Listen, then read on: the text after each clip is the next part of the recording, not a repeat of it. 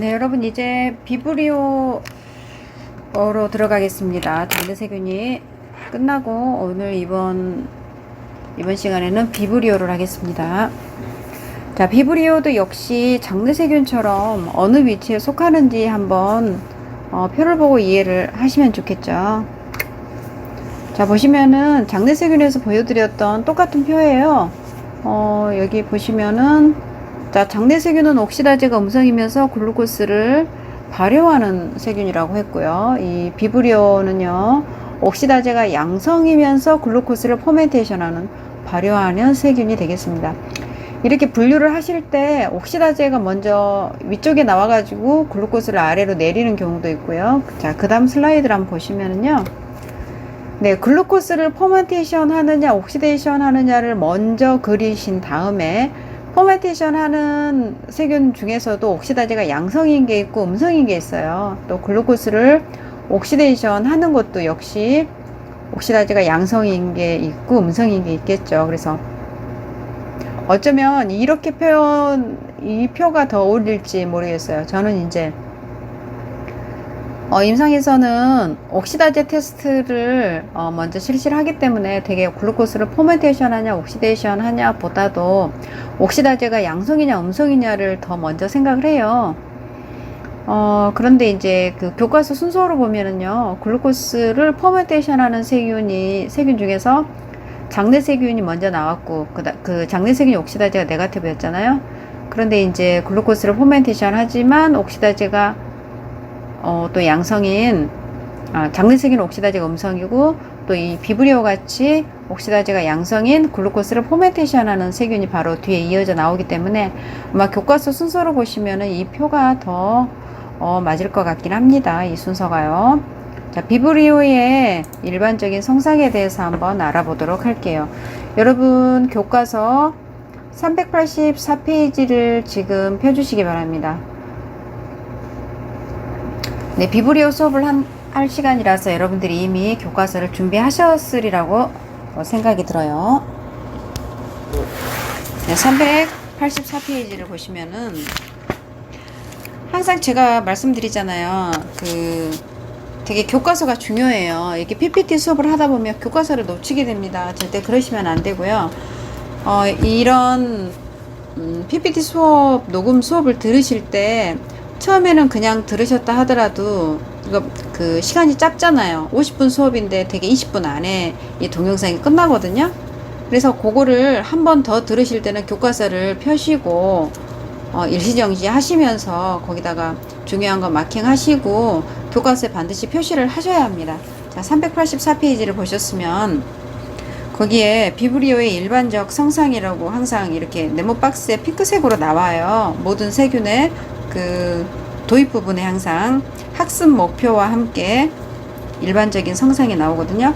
자, 학습 목표를 한번 보시면 일단 일반적인 성상을 알아야 한다 하고 또 비브리오 콜레라 파라 헤몰라티코스 벌리피커스 이런 것들 특징이나 분리 동정법에 대해서 설명할 수 있어야 하고 참 해야 할 게 참 많아요. 학습 목표를 보면 참 이번 시간에도 이거를 다 해야 하나 이런 생각이 드실 거예요. 그런데 이제 요 중에서도 되게 중요한 것들이 있겠죠.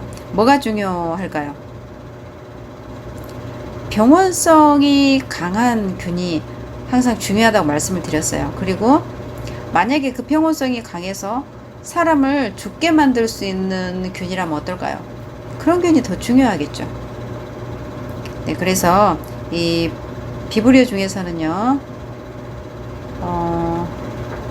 일단은 일반적인 성상을 한번 보시게요. 여기 PPT 내지는 여기 교과서를 보시면 그람 음성이면서 곧거나 굽은 콧마형 막대균이다. 장내세균은 뭐 굽었다 내지는 콧마형이다 이런 말이 없었어요. 그냥 그람 음성 막대균이라고 했죠. 그리고 조건 무사소성이라고 하는 거는 공통점이 되겠고요. 옥시다제는 양성이죠. 장내세균은 글루코스를 포멘테이션 하지만 음성이라고 했고 제가 지금 계속 반복해서 말씀드리잖아요. 너무 중요하니까 말씀을 드리고 있습니다. 자, 글루코스는 가스가 없이 발효를 하고요. 이것도 그러면 TSI 반응 볼 수 있겠죠. 대개는 호염성입니다. 여기서 염이라고 하는 건 소금을 말씀하는 거예요. 그래서 호염이라고 하는 것은 소금이 있으면 더 좋아한다, 잘 자란다 하는 뜻이고요. 극성 편모, 이게 지금 장내세균하고 다른 점이죠. 장내세균은 주변에 이렇게 편모가 있는 주모성 편모였는데요. 비브리오는 콧마처럼 생긴 한쪽 끝에만 이렇게 있다고 해서 극성 편모라고 합니다. 자, 비브리오도 역시 장 안에서 감염을 일으키거나 혹시 장이 아닌 다른 곳에 감염을 일으키는 두 가지 감염 경로가 있습니다. 장내 감염이라고 한다면 물론 설사를 얘기를 하겠죠. 그리고 장외에 감염이 된다면 폐혈증 내지는 상처에 감염이 되거나 균열증을 일으킬 수 있습니다. 자, 이것도 역시 교과서를 한번 보셔요. 484페이지 이어져서 장내 감염 설사의 원인균 이렇게 나오죠. 그리고 385페이지 자, 맨 위에 나오는 게 콜레라예요. 지금 비브리오에서는 콜레라가 제일 중요하죠. 만약에 있잖아요, 임상에서 콜레라 균이 분리가 됐다 그러면 이 콜레라 균은 저희가 보통 이렇게 병원성 세균들 중에서 특이한 세균들은 냉동을 시켜서 보관을 하거든요. 근데 이 콜레라 균만큼은 보관도 하지 말아라 이렇게 돼 있어요. 만약에 콜레라 균이 있다, 이거를 가지고 어디 다른 병원에 보낸다, 이거 있을 수 없는 일이에요. 금지되어 있습니다. 그만큼 이 콜레라 균은 법정 전염병, 법정 감염병으로서 되게 좀 강하게 관리를 하고 있는 그런 세균입니다. 굉장히 설사를 심하게 한다고 그래요.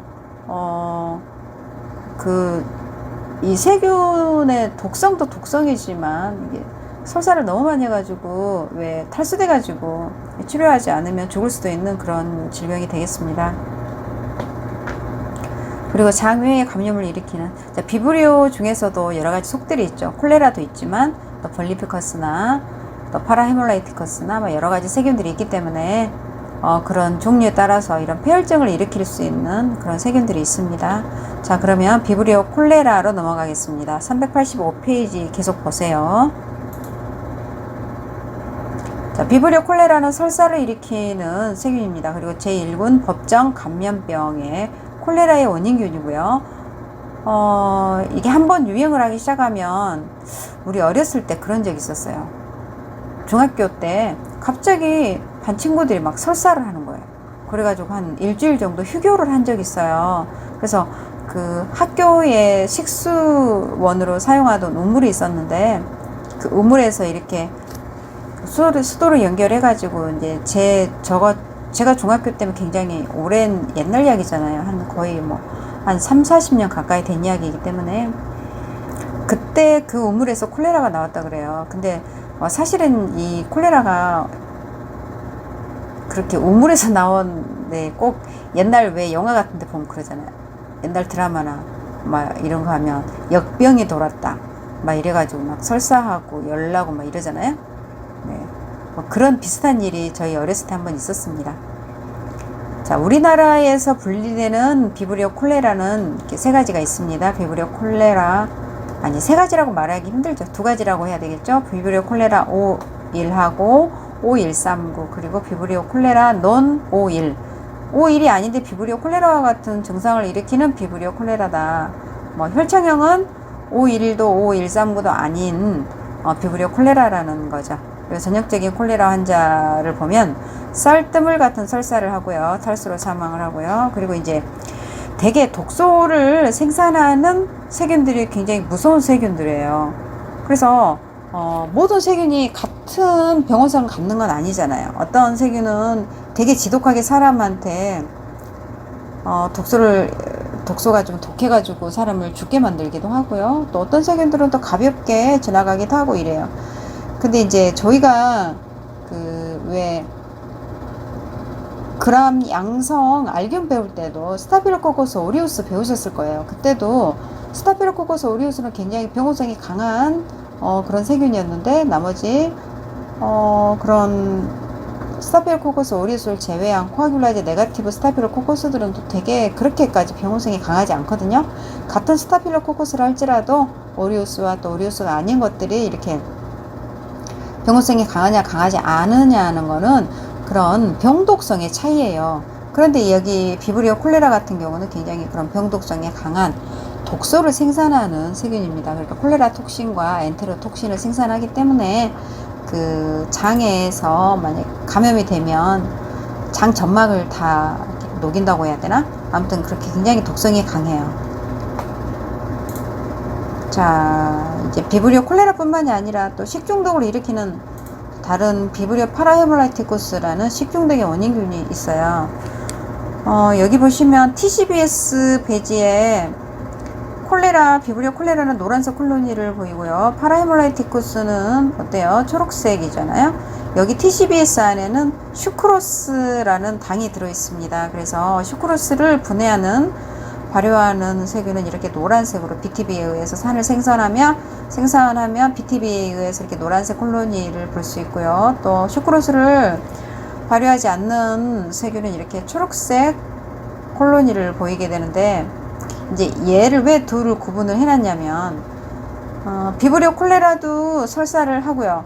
또 파라헤몰라이티쿠스도 설사를 하기 때문에 만약에 설사변이 왔다 그러면 임상에서 되게 쌀뜨물 같은 설사를 한다 그러면 되게 비브리오가 의심이 되면 비브리오 의심 환자라고 마킹을 해서 내려와요. 보통은 설사변이 내려오더라도 비브리오를 의심하지 않기 때문에 자주 이렇게 나오는 세균은 아니잖아요. 그래서 모든 설사변을 다 원칙은 그래요. 대변 배양 검사가 내려오면 설사변은 사실 여름철이 되면 무조건 비브리오를 배양을 해야 됩니다. 그래서 TCBS 배지하고 SS 아가를 동시에 심도록 되어 있어요. 근데 이제 저희 병원도 심을 때도 있고 안 심을 때도 있는데 요즘 통 못 심고 있습니다. 하지만 이제 여름철이 되고 그러면 이 TCBS 배지를 만들어 놓고 설사변은 반드시 심어줘야 됩니다. 그리고 이제 이 비브리오 파라헤몰라이티쿠스에 의해서 식중독에 걸리면은요, 발열 오한, 또 여기는 아까 콜레라는 쌀뜨물 같은 설사라고 그랬는데 물 같은 설사네요. 요즘에 잘 모르죠. 물 같은 설사를 하는지 뜬물 같은 설사를 하는지 환자가 이걸 구분하기는 참 힘들잖아요. 그래서 굉장히 이렇게 설사를 심하게 한다 그러면 일단 약을 주겠죠. 설사를 멈추는 약을. 하지만 그 대변을 통해서 비브리오 만약에 콜레라가 만약에 검출이 된다면 굉장히 그 역학조사를 해야 되는 심각한, 어디서 이 사람이 비브리오 콜레라를 옮아왔는지 그게 굉장히 중요하겠잖아요. 음식을 통해서 만약에 걸렸다 그러면 같은 음식을 먹은 다른 사람들도 걸릴 가능성이 많고, 또 이 사람이 다른 사람한테 감염을 시킬 수 있기 때문에 약 먹고 나왔다 그래서 중요한 게 아니고, 정말 이게 비브리오 콜레라인지 파라헤몰라이티쿠스인지 혹은 살모넬라인지 쉬겔라인지는 감별을 해줘야 됩니다. 근데 이제 파라헤몰라이티쿠스 같은 경우는 구토에 복통에 발열이 일어나더라도 저절로 낫고 치명적이지 않는데, 또 콜레라 같은 경우는 그렇지 않잖아요. 그래서 만약에 비브리오가 의심이 된다 그러면 얘가 콜레라에 의한 설사를 하는 것인지 파라헤몰라이티쿠스에 의한 설사를 하는 것인지는 감별할 필요가 있겠죠, 반드시. 자, 그리고요, 지금 비브리오 콜레라하고 파라헤몰라이티쿠스는 장내 감염을 이야기를 했어요. 근데 앞부분에서 설명을 드렸듯이 장내 감염이 아닌 장외 감염도 있잖아요. 자, 그래서 이제 장외 감염을 한번 넘어가 볼게요. 자, 사실은 또 이게 굉장히 또 무서운 균이에요. 비브리오 볼리피커스 같은 경우는 이것도 사망할 수 있는, 만약에 중증인 감염으로 발병 후 24시간 이내 50% 이상 사망한다. 이거는 콜레라보다 더 무섭죠. 그래서 이 비브리오 볼리피커스에 의한 장외 감염은 만약에 이게 누군가 환자가 만약에 발견이 됐다 그러면 방송에 나오죠. 비브리오에 의한 폐혈증 환자가 전남 신안군 어디에서 나왔습니다. 이렇게 방송에 나올 정도예요. 그렇게 무서운 세균입니다. 자, 원발성 폐혈증. 자, 이게 뭐냐면은요. 폐혈증이 뭐예요? 한마디로 말하면 혈액이 부패한 거예요. 혈액이 그냥 부패한 게 아니고, 혈관에 침투를 해서 폐혈증을 일으킨 거죠. 그 세균이 혈액을 타고, 온 장기에 이렇게 만약에 침범을 하게 되면 폐혈증이 오고, 폐혈증에 걸리면 사망에 이르죠. 빨리 치료를 안 하면. 특히 간 질환을 앓고 있거나 면역이 억제된 경우, 대개는요, 자기 몸이 건강하다면 이런 거 잘 걸리질 않습니다. 하지만 어떤 기저질환이 있는 환자들은 되게 어패류를 날로 먹는 거는 좀 조심을 해야 돼요. 회 같은 거는 내가 만성간염이 있다 그러면은 잘 먹지 않는 것이, 날것으로 먹지 않는 것이 좋습니다. 그리고 폐혈증 환자는 흔히 대수포와 근육이 괴사된다고 하는데 썩는 거예요. 자, 그리고 상처 감염. 만약에 내가 상처가 있었는데 바닷물에서 이렇게 수영하고 놀았다 그러면 상처에 감염이 될 수가 있습니다. 하지만 이제 이런 경우는 폐혈증에 비해서는 상처 감염은 사망률, 치사율은 더 낮은 편이고요. 이 비브리오가 호염균이에요. 염분을 좋아하죠. 그래서 주로 이제 바닷가 어패류에서 많이 발견이 되는데, 이제 제가 실험을 하고 싶은 게 몇 년 전에 그걸 해봤어요. 학생들하고 함께. 저희가 바닷가에 가서 뭔가 이렇게 조개류나 아니면은 뭐 게를 잡아온다거나 뭐 고기를 잡아온다거나, 요거는 사실 힘들잖아요. 예전에 여러분들 1회 선배들은 했어요. 사실 바닷가 가서 채집을 해가지고 거기에서 비브리오를 어떤 세균이든 간에 아무튼 호염균이기 때문에 바닷가에 사는 비브리오 균을 검출하는 실험을 했는데 굉장히들 잘 하더라고요. 그래서 이번 학기에도 대면 수업을 하게 된다면 비브리오 실험을 해보려고 해요. 여러분들이 바닷가 가서 뭘 잡아올 수는 없잖아요. 시간도 없고 요즘에 코로나 때문에 그렇게 할 수도 없는 상황이기 때문에 마트나 시장에 가서 생선, 엄마가 예를 들어서 생선 요리하시려고 생선을 사왔다 그러면 생선 내장이나 이런 거를 조금 얻어가지고 와서 배양을 해서 비브리오 콜레라나 볼리피커스를 검출하려고 하지 마시고, 없어요. 그거는 안 나올 거예요. 그게 나오면 큰일 나겠죠. 말고 다른 비브리오 세균들을 검출해서 발표를 하는 그런 시간을 가져보고 싶습니다. 아마 여러분들 실력을 향상하는 데 굉장히 좋은 기회가 될 거예요.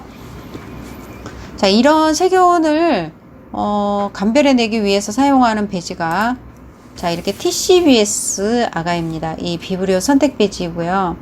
요건 뭐 국가고시 안 나올 수가 없겠죠. 비브리오 선택 배지가 뭐냐 그러면 이런 거 틀리면 절대 안 되겠죠. 그리고 이 안에는 BTB라는 지시약이 들어있다는 거, 그리고 여기서 중요한 게 pH가 8.6이라는 거, 요거 좀 기억하셨으면 좋겠어요.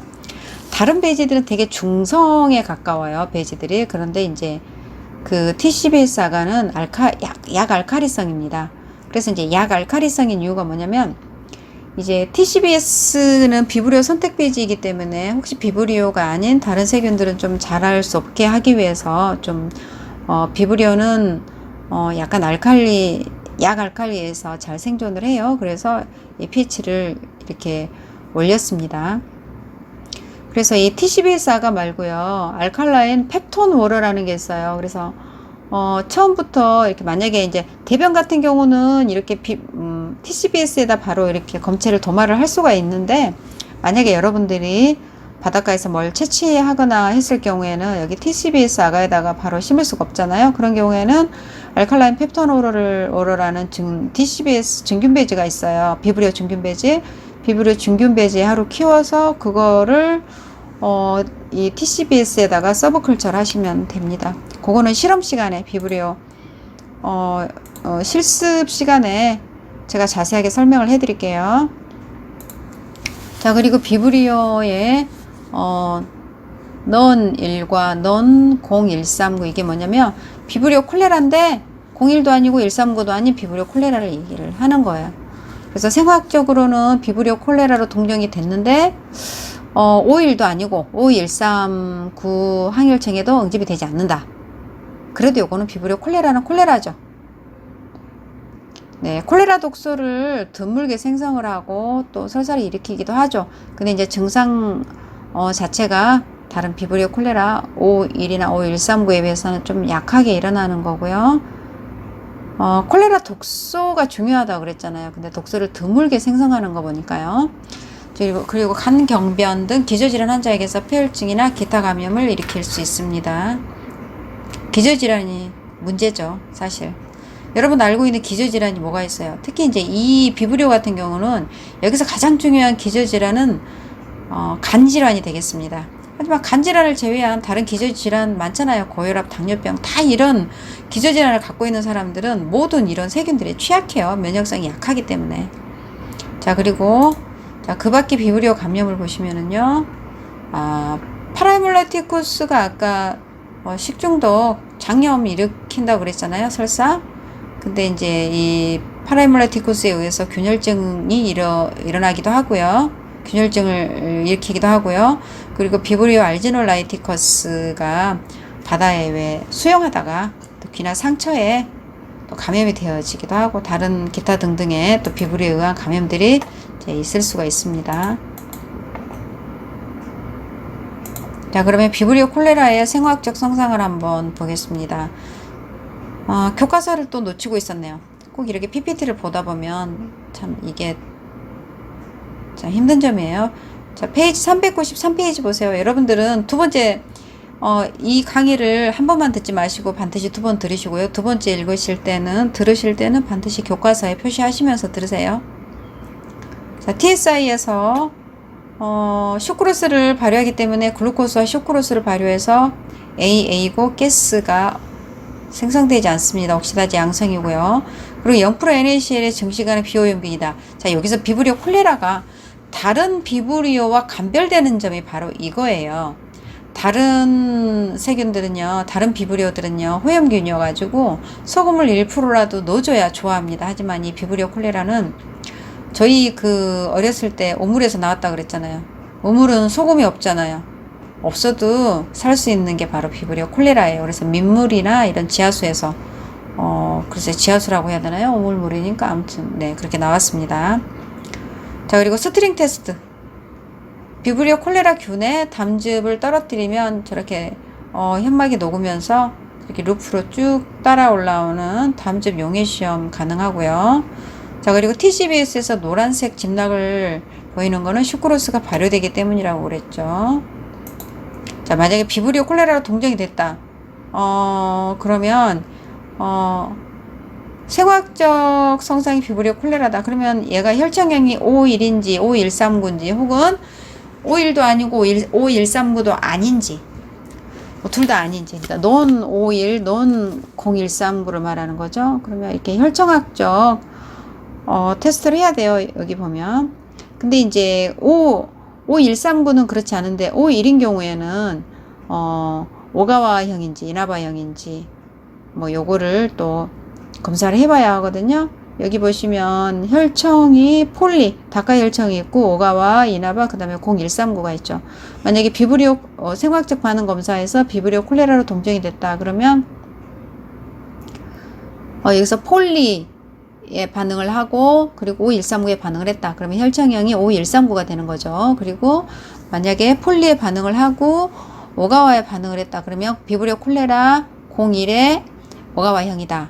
혹은 이나바에 만약에 반응을 했다. 그러면 이나바형이다. 근데 만약에 두 개 다 반응을 했다. 그러면 히코치마형이다. 뭐 이렇게 얘기를 하는 겁니다.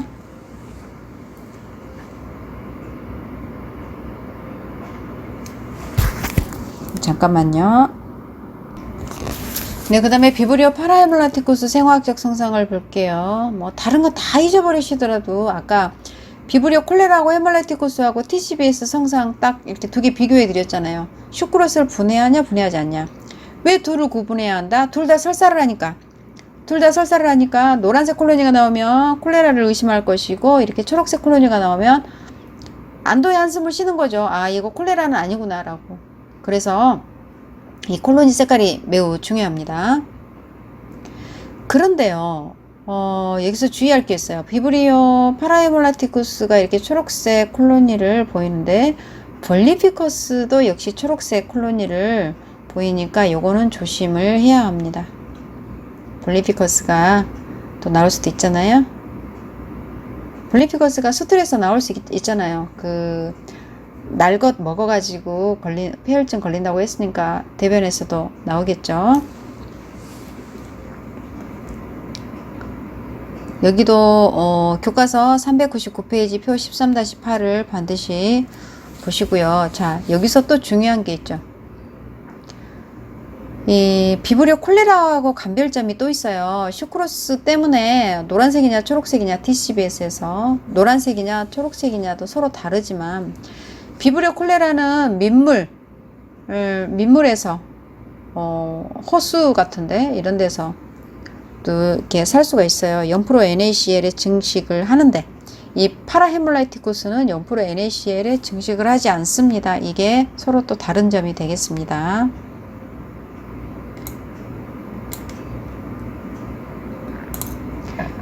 네, 이제는 볼리피커스예요. 아까 비브리오 콜레라하고 파라헤몰라이티쿠스하고 볼리피커스하고 이 셋 중에 가장 무서운 아이가 누구일까요? 네, 치사율이 높은 비브리오 볼리피커스에 의해서 폐혈증이 걸리면 24시간 안에 치료 안 하면 50% 이상 사망한다. 누구였어요? 볼리피커스였죠. 중요합니다. 그리고 이 볼리피커스가 TCBS에서 여러분 초록색이기 때문에 슈크로스는 일단 발효하지 않잖아요. TCBS에는 락토스는 없어요. 슈크로스만 들어있어요. 그런데 TSIBG에서는 락토스가 들어있기 때문에요. 이 볼리피커스의 특징이 또 락토스를 서서히 발효하기 때문에 처음에는 KA로 나오다가 TSI에서 또 시간이 경과하고 48시간이 되면 락토스를 서서히 발효해서 AA가 됩니다. 여기서 락토스를 서서히 발효한다. 또 요거 한번 생각해 보셔야 돼요. 락토스가 서서히 발효하는 거 장내세균에서 아마 OMPG? 여러분들 OMPG 배우셨을 거예요. 그래서 OMPG가 양성인 세균은 오랫동안 놔두면 락토스를 발효를 해요. 원래 퍼미아제하고 베타갈락토시다젠가 이 두 가지 엔자임이 락토스 발효에 관여를 하는데 두 개 다 가지고 있는 세균은 락토스를 빨리 발효를 하고 또 그 중에 퍼미아제가 없고 갈락토시다제밖에 없다. 그러면 서서히 발효를 하기 때문에 이렇게 TSI에서 AA가 되려면 48시간이 소요되는 겁니다. 자, TCBS에서 그 노란색 콜로니를 보인다. 그러면 비브리오 콜레라나 알지놀라이티커스를 생각해 볼 수 있고요. 만약에 초록색 콜로니다. 그러면 파라헤몰라이티쿠스나 볼리피커스를 생각해 볼 수 있는데 볼리피커스하고 파라헤몰라이티쿠스를 구별할 수 있는 것은 뭘까요? 뭘로 구별을 할까요? OMPG라고 여기 써져 있죠. OMPG를 통해서 구별을 할 수가 있습니다. 이 말은 곧 무슨 말이냐면 볼리피커스는 락토스를 서서히 발효하지만 파라헤몰라이티쿠스는 락토스를 발효하지 않는다는 뜻이죠. 48시간을 TSI 배지를 놔둬도 AA로 변하지 않습니다. 네, 그리고 볼리피커스는요, BAP에서 녹색을 띤 용혈을 일으킵니다. 자, 그리고 페이지 여러분들 교과서 399페이지 13-8을 반드시 숙지하시고요. 반드시 읽어보시기를 바랍니다. 그래서 여기까지 비브리오 이론 수업을 마쳤습니다. 여러분들 비브리오는요, 저희가 그 해산물을 가지고 실험을 할 수 있고 참 재밌어요. 이거는. 그래서 대면 수업을 하게 되면 비브리오는 실험을 한번 해보도록 하겠습니다. 자, 오늘 비브리오 수업은 여기까지 하겠습니다.